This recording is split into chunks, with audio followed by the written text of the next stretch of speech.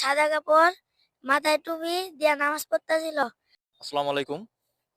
তো সবাই কেমন আছেন? আশা করি সবাই অনেক ভালো আছেন।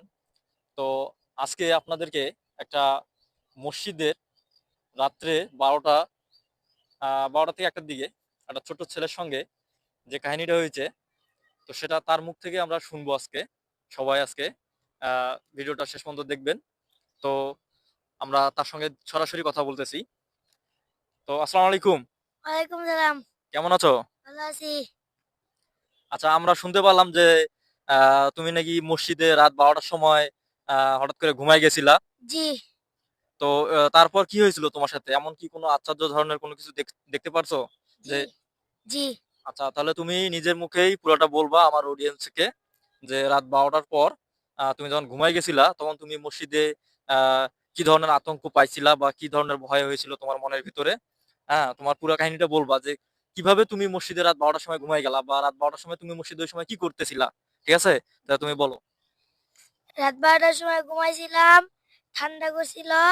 পরে 1টার সময় উঠছি, উঠার পরে দেখি সাদা কাপড়, মাথায় টুপি দিয়া নামাজ পড়তেছিল। পরে তালা মারা ছিল, পরে আমি চুপচাপ আরেক জায়গায় কোনার জায়গায় বসেছিলাম। পরে চোখ বন্ধ করে, পরে ফজর হইছে, পরে ইমাম সাহেব আজান দিছে, পরে আমি বাইরে গেছি। তো আসলে যে মসজিদে জিনেরা থাকে আমরা সকলে জানি।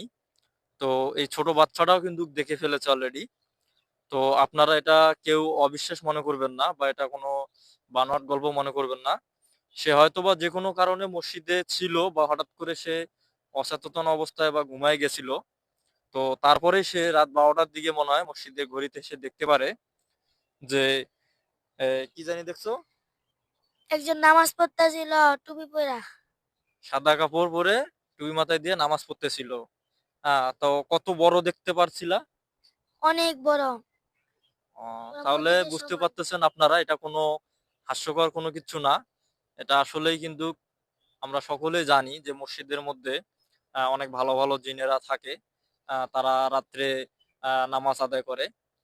তো এই ছোট বাচ্চাটাও দেখে ফেলছে। তো আমি আসলে তার সন্ধানটা পেলাম। সে হলো মাদ্রাসার ছাত্র একজন। তো আজকে শুক্রবার, যার কারণে তার আজকে মাদ্রাসার পাঞ্জাবিটা নাই। তো তারপর সে টুপিটা মাথায় দিয়ে আছে। হ্যাঁ? তো যাই হোক, তোমাকে অসংখ্য ধন্যবাদ। তুমি সত্য কথা বলছো বা তুমি যা দেখছো আমার অডিয়েন্সকে জানানোর জন্য। তো সবাই ভালোভাবে শেয়ার করবেন। যদি ভিডিওটা ভালো লাগে সবাই শেয়ার করবেন, লাইক করবেন, কমেন্ট করবেন।